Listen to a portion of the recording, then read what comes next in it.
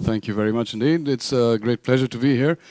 Before I start, I just wanted to say, min svenska är inte så bra. I've been here for 8 years, but like I told Staffan, things like 5G and me learning Swedish tend to take a little bit of time in order to get things right. So I'm going to be talking here for the next roughly, I don't know, hopefully maybe only half an hour. I tend not to shut up very often. And I hope to have an interactive discussion, so feel free to interrupt me whenever you feel like it, you have questions, and so on and so forth. So my name, as you can see up here, it's also quite a mouthful. No literal Swedish translation for that, but people call me Ani. I work in the group function in Ericsson. I'm also the advisor to our Chief Technology Officer, Ulf Evaldsson, and I look after what we call is our technology portfolio and technology advisory. What that basically means is management doesn't really know what I do, which is very interesting for all concerned.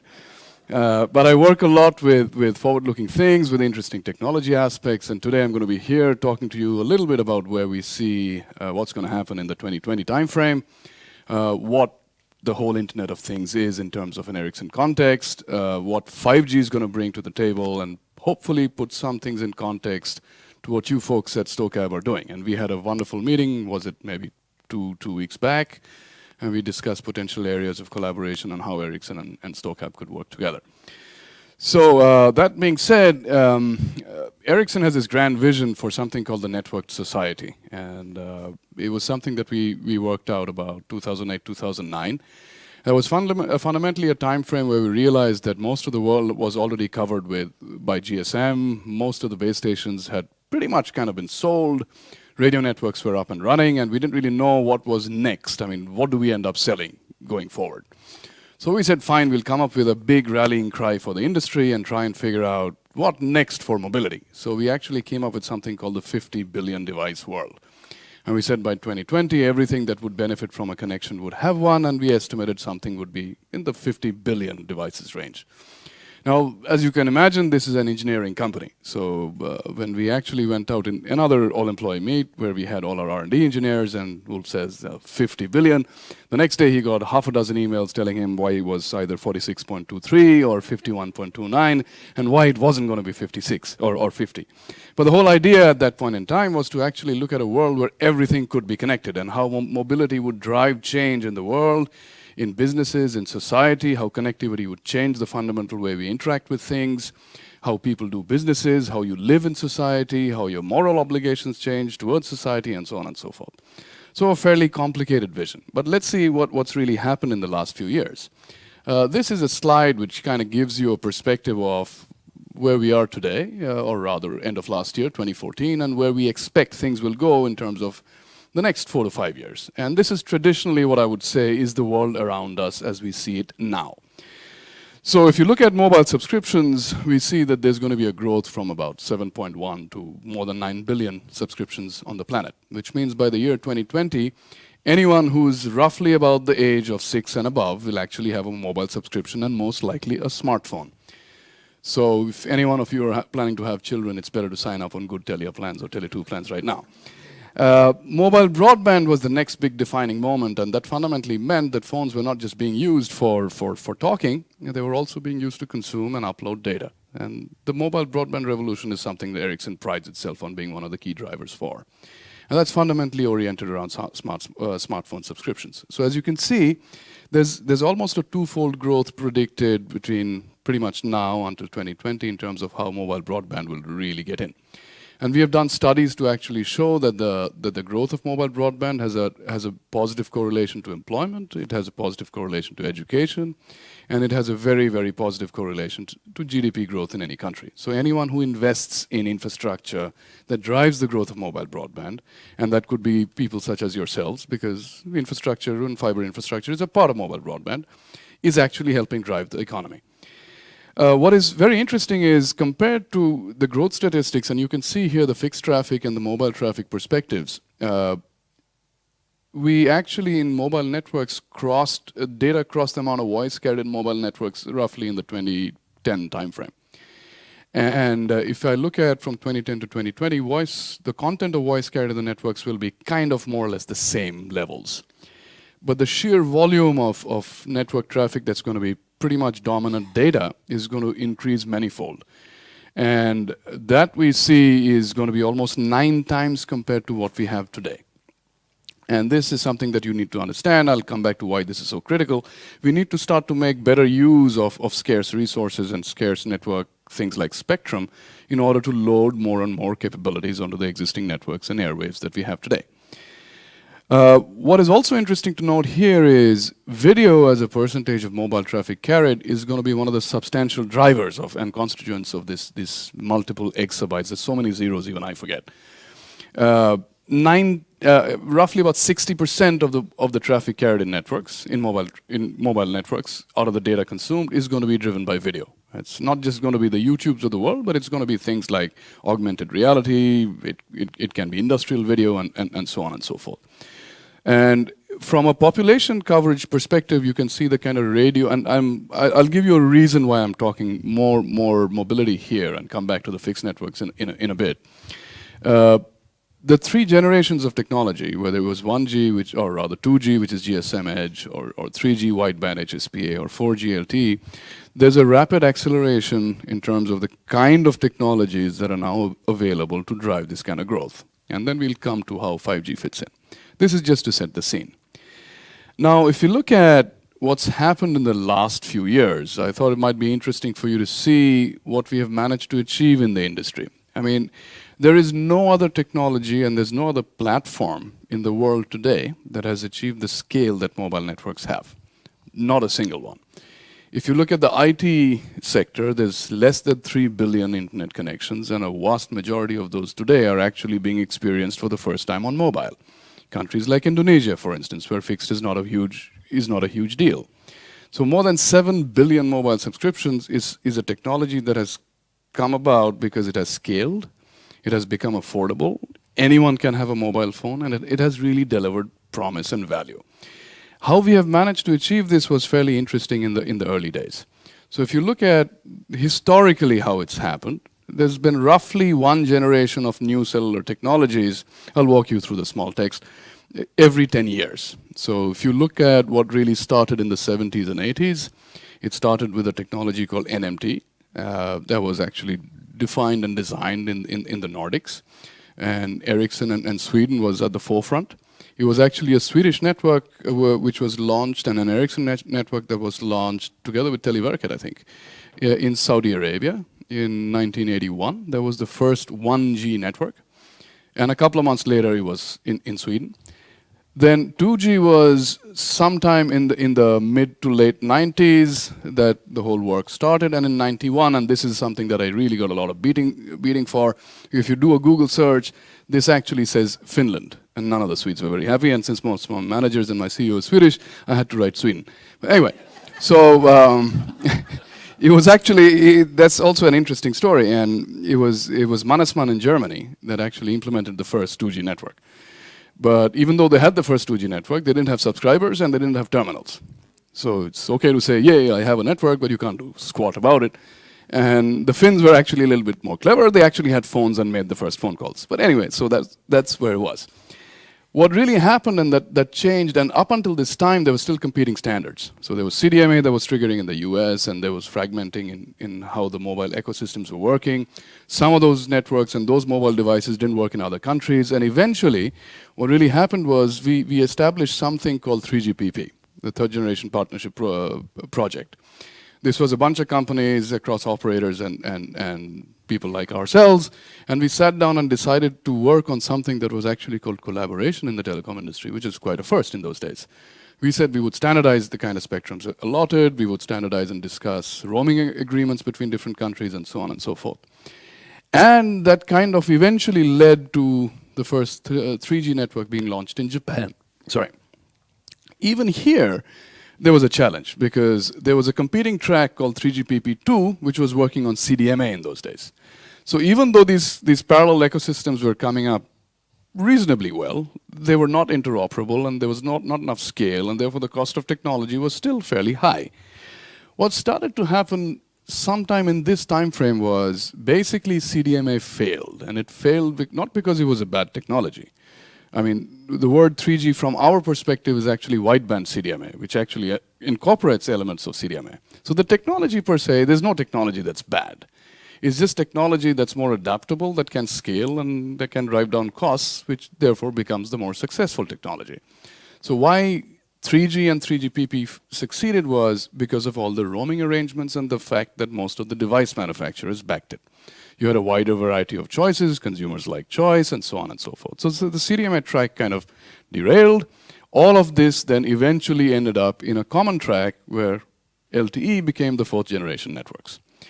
And that, with all of this today, with a huge plethora of devices, with the chipset manufacturers, with Apple redefining the way smartphones operated, how we consume data and apps, the whole ecosystem fundamentally changed from 2006, 2008 onwards. And that brings us to the point in time that we are in today. But the reason I bring it up is so far it's been, if you think this has been a complicated journey, it's been a fairly easy ride because it's still been a very smartphone-centric, human use case-centric, app-oriented paradigm. And we thought that was complex. What brings us to an interesting next decade is going to be the whole 5G because it's no longer going to be humans anymore. It's going to be any kind of device. A car is a device. A human being itself or herself or himself will be a device. And I'm not just talking human beings using a device. With sensors, with embedded sensors, all kinds of things, there's going to be a huge plethora of different kinds of use cases that we have never seen before. Business models will change, consumption metrics will dramatically shift. There's a fundamental change and the sheer scale of which has never been seen before.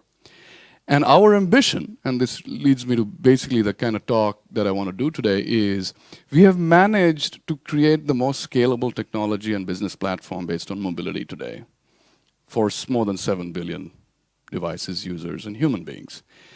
Of all the likelihood of any other technology platform that has the largest, how shall I put it, opportunity or chance to succeed in being extending those kind of capabilities into other industries. So what we have managed with human beings, with you and I as consumers, if you're able to scale the technology and the same principles to other industries like automotive, like utility, to healthcare, the possibilities that we can drive down costs, drive up adoption of these technologies, and really make mobility work to make the network society happen. And how is it that we're going to do that? So this, when we set out with the 50 billion vision, and I told you this little joke about how everyone came back and said it was all crap, it was 51.96 or whatever. For quite a few years, we didn't really report on it. It was meant to be more of a rallying cry for the industry. 50 billion was just a big number. Now there's even talk of 500 billion, about who's counting, right? Apparently somebody was. So after we coined the 50 billion connected devices paradigm, Huawei, who tends to copy things that we do, came out immediately within 6 months and said we'll have 50 billion people. They kind of missed the point, but maybe their way was more fun. I mean, creating 50 billion people is probably more interesting than 50 billion devices. But then Cisco also came up. They started to track devices, and there was reporting around it. So it kind of became a thing. So this was the first time that we decided this year to actually sit down and track where we are compared to the ambition or the vision that we had set out for ourselves. And this is where we see that by 2020, there'll be roughly around 26 billion devices that'll be connected through different kinds of technologies, short range, long range, or whatever, in the world. And these would be things like machine-to-machine, consumer electronics, like your Wi-Fi TV, for instance, or your little Apple Watch, to PCs, to mobile phones, fixed phones, and what have you. The sobering thought in this is when we look at these kind of projections, it's not fairly obvious on what kind of connectivity technologies that these devices will use. So when we said 50 billion, we didn't set out and say all of this is going to be 3GPP, it's going to be on LTE and 5G that we define in our technologies. There will be elements of Wi-Fi, there will be elements of Sigfox, Zigbee, and what have you. This is going to be a plethora of different types of technologies that come in. While that's all well and good and fun, the difficult part is when an ecosystem fragments or a platform fragments, as you all know, costs go up. So you can't drive scale, you can't drive economies of scale or numbers and, you know, and the whole shebang that is associated with it. So what our ambition is with 5G or the network society is to actually make technology more accessible to all of these devices. That does not necessarily mean we'll be able to control everything in the ecosystem. It was hard enough trying to manage within the telecoms world. It's going to be so much more difficult to manage outside of the telecom world with the BMWs of the world who kind of think they know that we exist, but I think they probably still believe we make phones, for instance. But we don't really understand their world, they don't understand ours. So for them to really adopt our technologies into the way that they are changing is going to be a big challenge that we have going forward. And that kind of leads me to the next view on some of the guiding trends that I see in terms of a technology paradigm, whether it's fixed networks or it's mobile networks.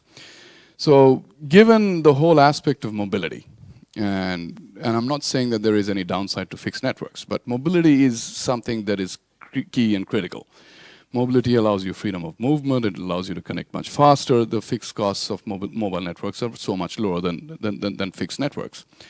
And mobility has been predicated, and the reason why it's succeeded so much is because we have had spectrum made available to us by the governments. Now, all of you probably have Wi-Fi networks at home, and you know how difficult it is to optimize the Wi-Fi experience in the home, and there's so many other Wi-Fi hotspots. There's your neighbors radiating, it's the same frequency band, there's interference. It's a kind of a middling to fair experience. Mobile networks, on the other hand, if you do have coverage, if it's well planned, it's a much better use case and a user experience. But spectrum, therefore, is a very scarce resource. There's just a finite amount of spectrum, and we are learning more and more as we go along on how to use different bands in a better way, and so on and so forth. But spectrum still remains a very valuable asset. It's a national asset. And it's not just that Sweden here can decide, oh, let me just give out the 20 gigahertz band to you guys, and then some other country decides 10. And then there's again the whole issue of devices not working between countries. So the whole spectrum planning aspect is extremely critical, which means spectrum going forward will become even more valuable than oil. That's a big, bold statement. The second thing that's happened is, if you remember in the good old days, you'd be happy and you would actually talk about things like how many bars of coverage do you have? Anyone says bars, I think of something else, but you know what I mean, right? Then that basically changed to my call dropped, or I couldn't talk, or whatever. So that was the voice era. When it came to the data era, the very start, most of the mobile network operators either sold concept based on price, like my good friend Mats Granrid's Frank, the cheap sheep, whatever, or it was predicated on saying we are the fastest mobile broadband network in the planet, lightning blazing fast speeds. It was all around a download metric or the size of the pipe, and you know, sometimes size is bigger or whatever. Now the thing is, you as end users have matured so much more. You take for granted that your mobile network or your 4G network will be good. You expect that the coverage will exist. What you do not like is that even if you have all your 5 bars plus the bar at home, you have the cheapest mobile tariff, and you're in your summer house, you don't like the fact that you want to watch Netflix or you want to watch SVD Play, that there's buffering, there's latencies, there's delays in the user experience. You don't like the fact that when you want to post pictures of your cat, I have still no idea why people want to do that on Facebook. Why does it take 30 seconds for you to interact with the app on Facebook? So the whole paradigm of a consumer consciousness around how you experience these applications has changed.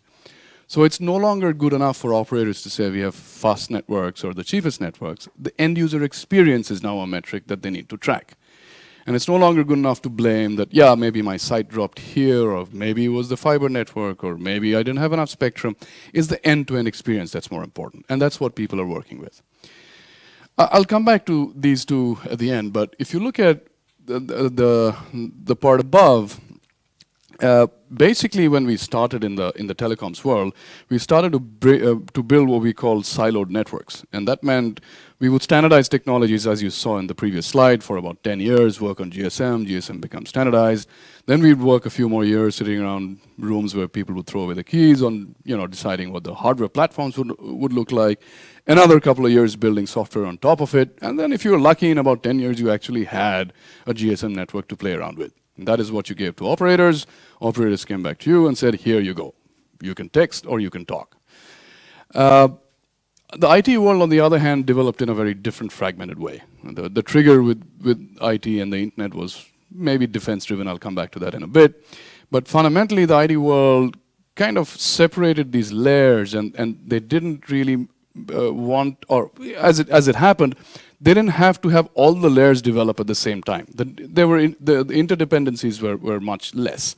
For instance, if you have a definition of IPv6, IPv6 can develop at its own pace, while, for instance, the hardware stack, Intel comes out with new chipsets every 18 months. iOS has its own OS X, or Apple has its own OS X releases, independent to some extent in terms of speed of development on IPv6 and hardware platforms and so on. So the advantage of the IT world was it was faster in terms of development and coming out with perceived innovations. The downside was IT was a very best effort kind of service. It's always been very best effort, SI or system integration oriented. The telecoms world, the positive side was it was nailed down from top to bottom. It was solid. It was 5 nines availability. It was rock solid. It delivered on its promise. But it took a long, long time to get out.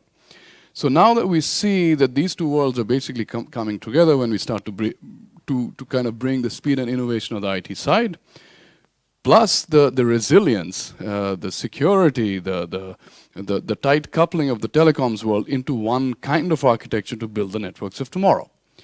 And that basically means networks will become, and this is how I wanted to illustrate it, from instead of silos to what we call horizontal networks, which means they'll be layered, they'll be more fluid, independent developments can happen. And in order to make this network accessible to people, like we did the telecom networks of today, made them accessible to the app stores of the world, or app developers sitting in a garage in their mother's basement somewhere. We want to make this network accessible to a larger ecosystem so they can create their own value on top. So the automotive industry ideally should be able to log in or be able to tap into network resources and tune network pipes based on what kind of resources they need available for their specific use cases.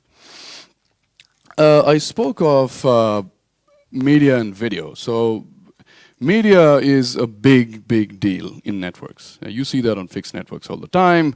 Netflix has become a genre-defining application, whether it's fixed or mobile. And media will fundamentally be, and media is different kinds of payloads. It could be industrial payloads, it could be consumption of YouTube, it could be robotics, it could be augmented reality. Media will forever change the way networks are used and delivered.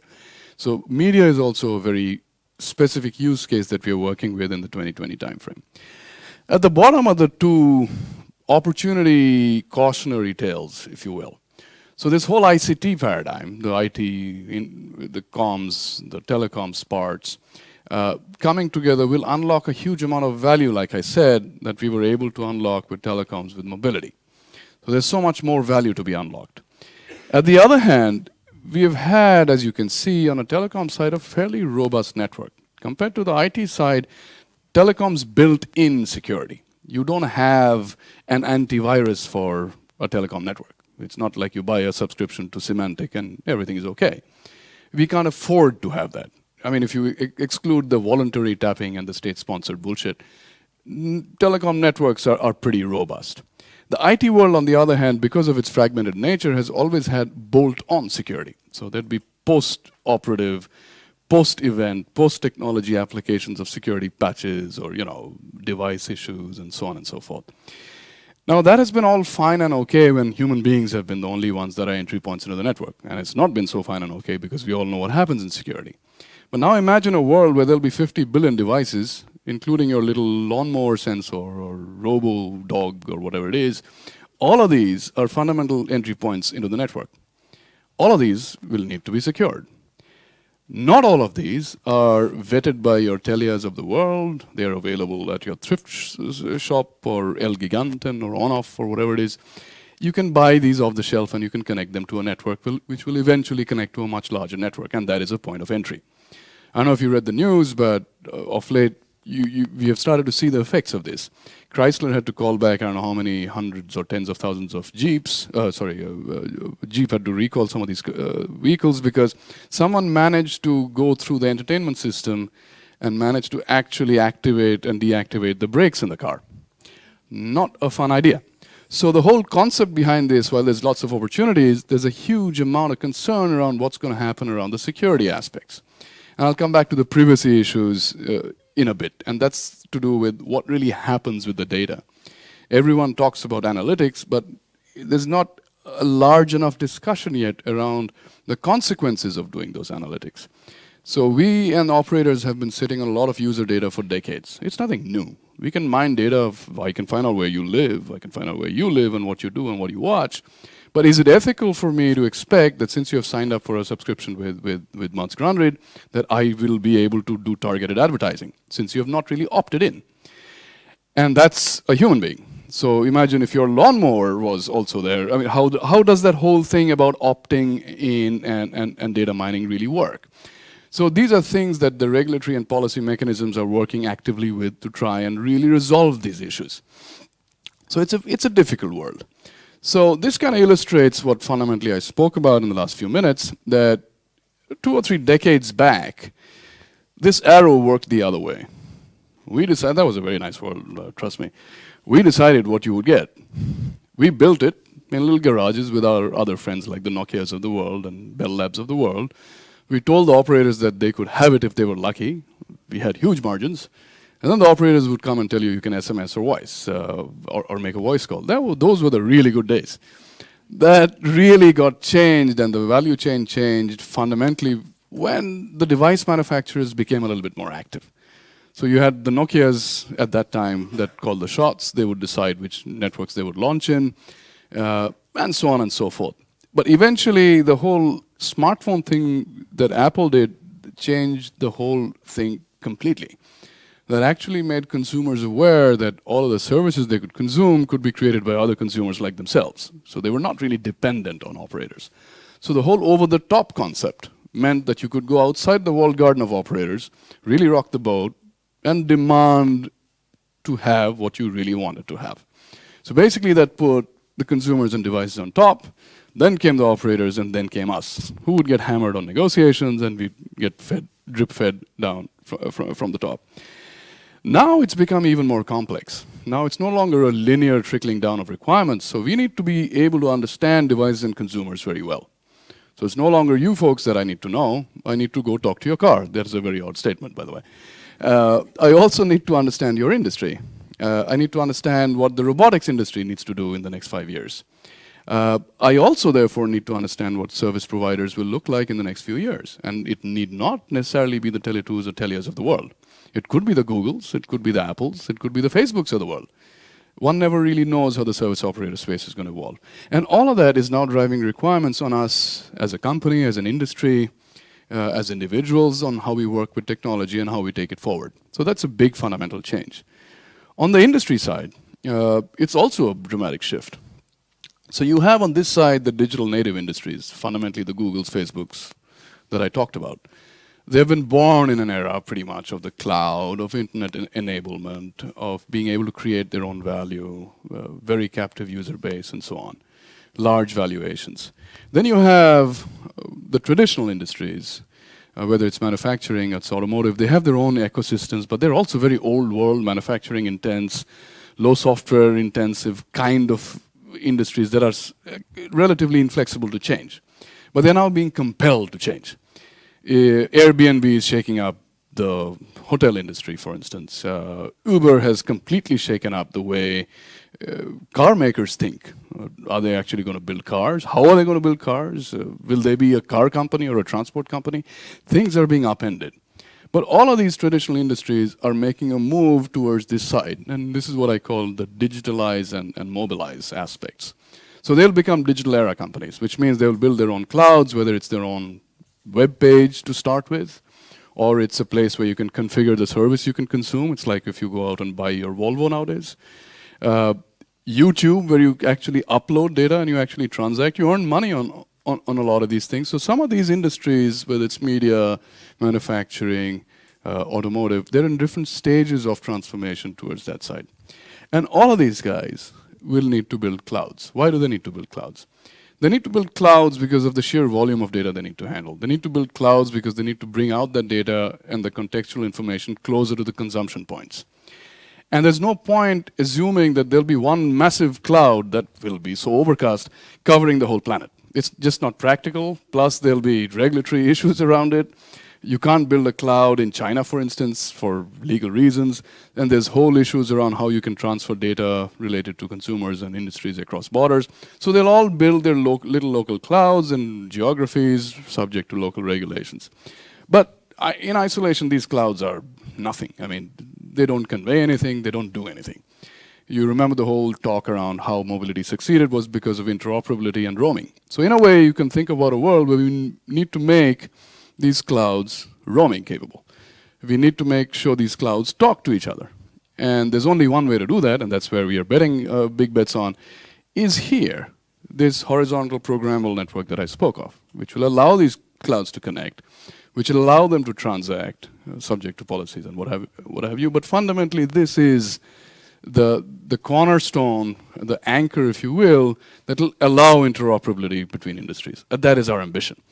And this will therefore enable all of these different types of devices, hundreds of types of devices, to talk to, I don't know, an infinite sea of applications to be created. And then to make this whole mechanism work, you do need some brokering. You need someone who builds stuff, who has rules and regulations around it. So there is some reason why operators exist as well. That's not only to make your lives miserable, I think. But to also do something of that sort, you need a service provider. In what shape or form that service provider morphs is a difficult question today. But for sure, I think we can say with some certainty that in 5 to 6 to 7 years' time, the operators of today will not look like the operators or what operators will be in that time frame. Having said that, that brings me to the operator perspective then. So if you think about today, whether it's a fixed service operator or it's a mobile operator, most of them, the bulk of them are sitting in this piece. They are connectivity and infrastructure, how shall I put it in a good way, since I'm on video, purveyors of connectivity and infrastructure. There are some operators that are trying to go up the value chain where they start to offer or have an ambition of offering systems and platforms which over-the-top providers can log into. For instance, we bought our device connection platform from TeliaSonera, I think it was. AT&T has something called the Drive Studio, where they have a connected car platform. So some of these guys are offering either cloud services or creating open programmable interfaces where developers can come in. So that's some of their ambitions. Then on the other hand, if you really think about the top-down aspect, there are guys that actually develop systems and platforms on top or applications and services over the top. And if you think of what Google's trying to do, and they launched this Google Fi service, for instance, where Google came in from the top, from being a service platform developer to a service producer, to now having acquired bulk minutes from the Verizons of the world, or implementing their own fiber networks, putting their connectivity piece together, and they have now become a service creator, a full-stack service creator. So my question to you would be, what is an operator, right? Is Google an operator? Is it an over-the-top player? What is a Telia going to be in 5 years' time? I know they have ambitions. Can they really compete? But fundamentally, the world of operators and service providers is also going to change. Sounds very depressing, but it's not. I assure you, it's lots of opportunities. So we tell ourselves. This is kind of to try and simplify the view of where networks are going to evolve. I promise not to be too techy, but basically, if you look at the fixed side, the mobile side, and since I spoke about media, you look at the TV media space, all right? I'll talk about internet that goes pretty much across these three industries. So if you look at what happened in the first generation, I call it the plain old telephone services, plain old mobile services, and plain old TV services. They're fundamentally linear networks. So you could basically connect with one phone at the end through a switchboard somewhere with a connectivity and access piece to another. First generation was pretty much similar here. You could do voice, SMS, very limited data with edge, and that was basically it. And then TV, again, was fairly linear, was broadcast and linear TV. That was the first generation of networks. If you look at the second generation, you had fixed broadband. And then you started to get a mix of, at the endpoint, things like Wi-Fi or wireless, together with your real fixed infrastructure. You had different types of devices connecting. It was no longer just those clunky rotary dial phones. And you had a similar experience that was starting in mobile broadband, where it became a multitude of devices, it was applications, the first introduction of cloud-based services, and so on. And TV also became multicast, it was satellite, it was video on demand, there was cable coming in. So that was the second generation iteration of these networks. What we feel that's happening across these industries is that all of these distinctions between industries will basically disappear. There's going to be one common network or underlying platform that enables all of these services. That'll be multi-access, whether it's fixed or mobile. It'll be cloud-enabled in terms of infrastructure.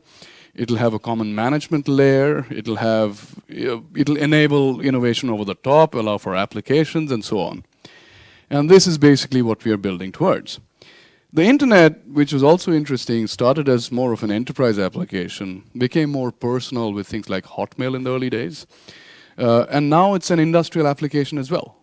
The internet is fundamentally powering a lot of things that happen across businesses, people, and society.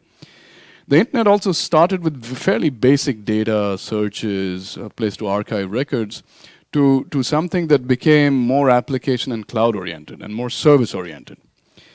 The internet also went from being a fixed-only kind of play in the early old days to now a multi-access play. So you access internet on all kinds of things, on all different types of devices. And finally, the internet therefore went from being only a fixed network play to a converged network play. So this part and this part is where the point of intersection really happens.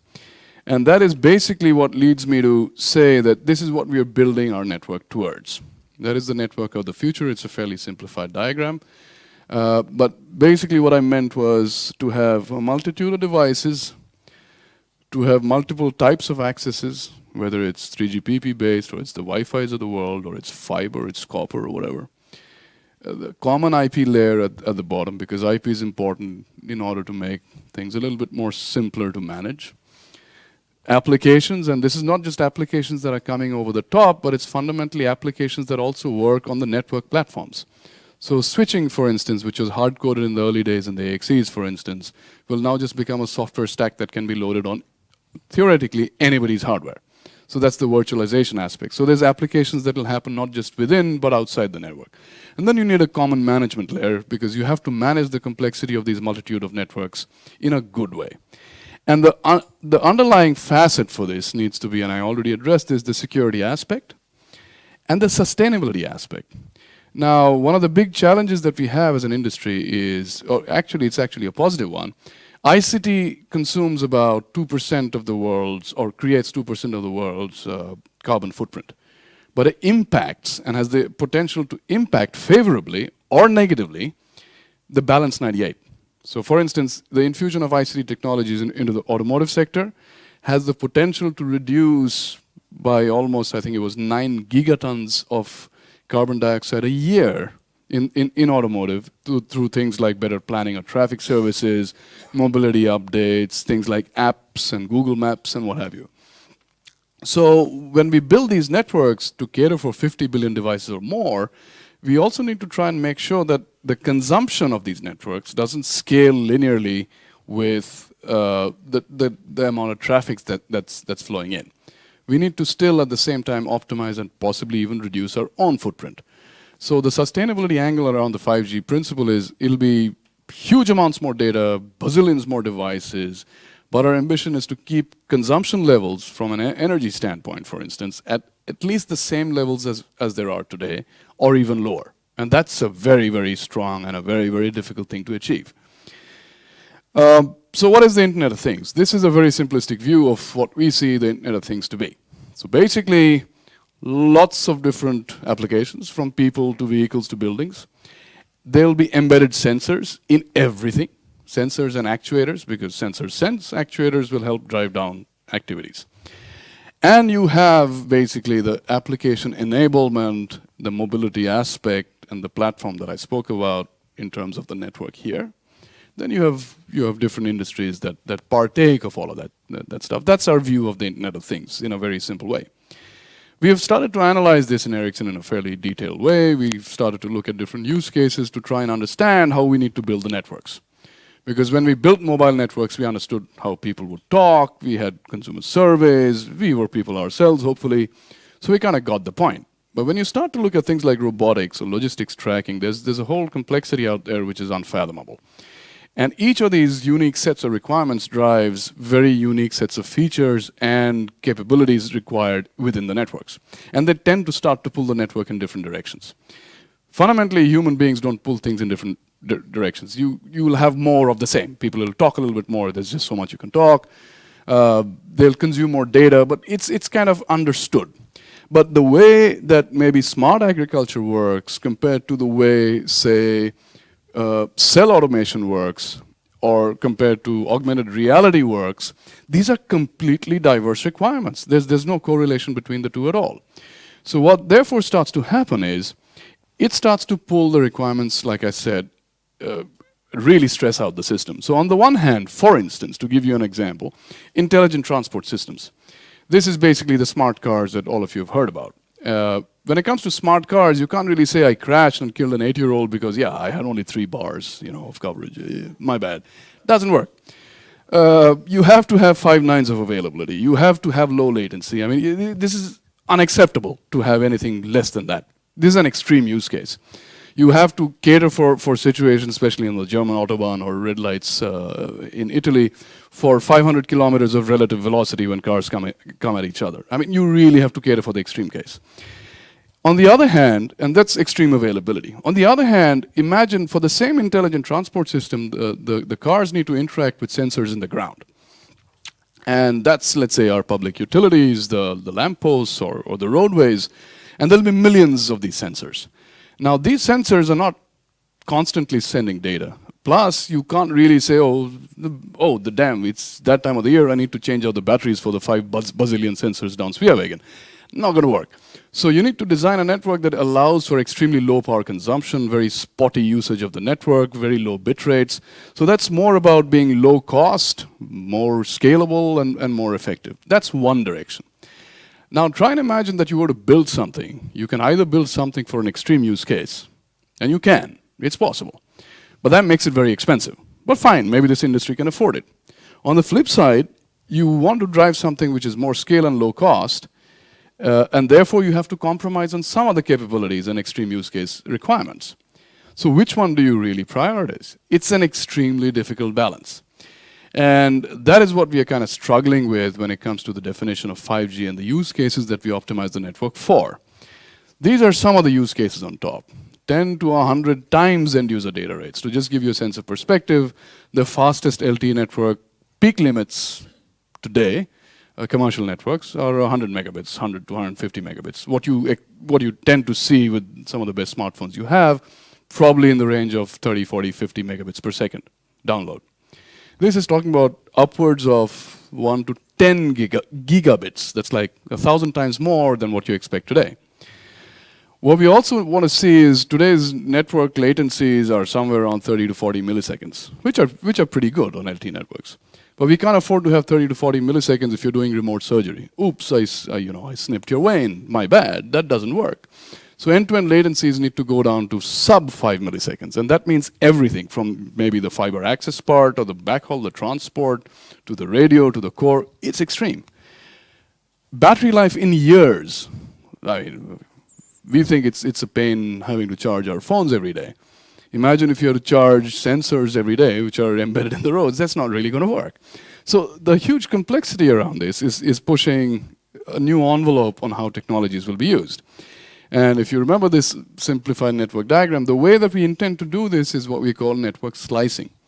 So we want to make the networks intelligent. It's something like a benign Skynet. I don't know if anyone's fond of the movie Terminator. I definitely was, still am. But the Schwarzenegger variety, not the new ones.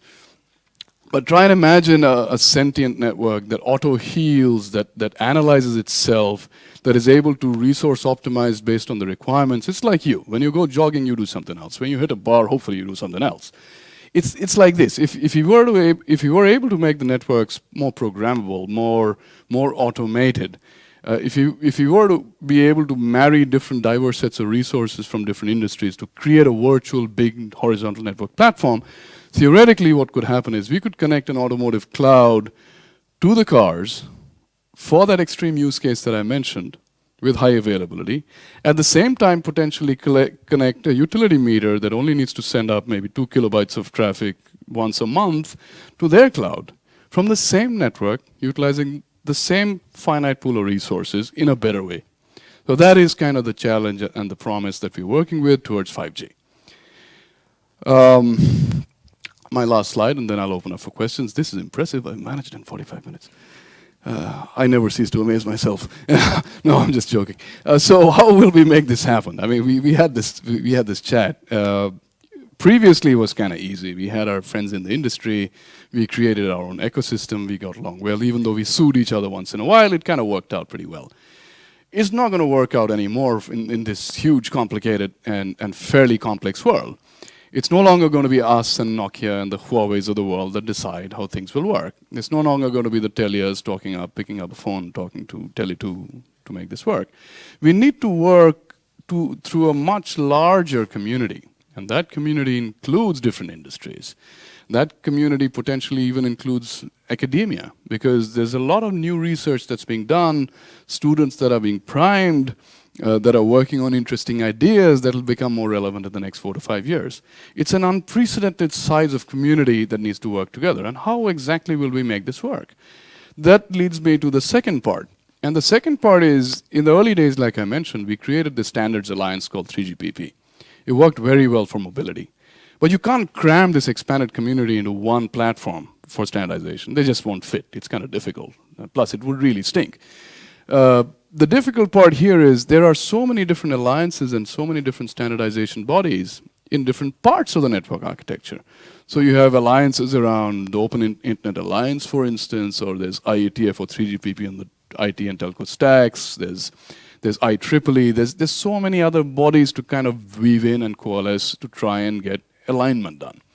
Which is why when we give these kind of talks or we have these kind of discussions, it's important for us to align around one big vision and one common premise.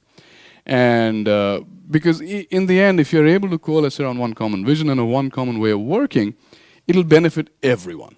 So there'll be near-term gains if we fragment, but the long-term, shortfalls if we can't scale and make things affordable would be disastrous. But having said that, then how we want to work with this is, I already talked about it, make it more programmable, use data in a good way, and not just to sell your records to advertising agencies, but to use network details to make the networks themselves more capable and intelligent and self-healing and sentient and hopefully not take over the world, but do so in a good way. And finally, to address bigger concerns and issues, things like security and privacy. And we live in a fairly complex world today. And this is my little Swedish pitch, and I can make this better than since I'm not native Swedish. If you look at the geopolitics today, there's a big concern around, let's say, the Asian bloc. China has its own policies, and there's a perception of difficult business regimes there. On the other hand, the so-called free West, no longer so free anymore because Big Brother's always watching you, leaking your records, and doing all kinds of ratty things, right? The whole NSA debate, the Snowden thing from the US, is also not so good. So from a geopolitical perspective, it's important to also understand, and we spoke about this earlier, one is the nation states may be getting diffused in the favor of more city-states. That's a big thing. But on a more geopolitical arena, it's going to be beholden on certain countries or certain geographies that are perceived to be a little bit more neutral to drive this debate and this discussion. Europe's too fragmented, but Scandinavia is perceived to be good. Low corruption, no big brothers. There's a stage that we have as Sweden, as Swedish companies, as Swedish citizens, as world citizens, to actually drive this dialogue in a broader context. And I think we do too little of talking about ourselves as Swedish and having Swedish cultural heritages that can actually and actively be used to drive a better dialogue in a broader sense when it comes to security, privacy aspects, the ethical considerations around technologies. And these are some things that we tend to forget because Silicon Valley, which is now pretty aging, is basically around gadgets. And the adoption of technologies will depend not just around how the technology is, but around things like cultural values, traditional systems, geopolitical scenarios, regulation, and so on and so forth, and sometimes fundamentally politics. So it's a much bigger debate and it's a much bigger game, but we are gearing up for the challenge and hopefully you'll join us on the journey. That was basically all I had to say. Thank you very much.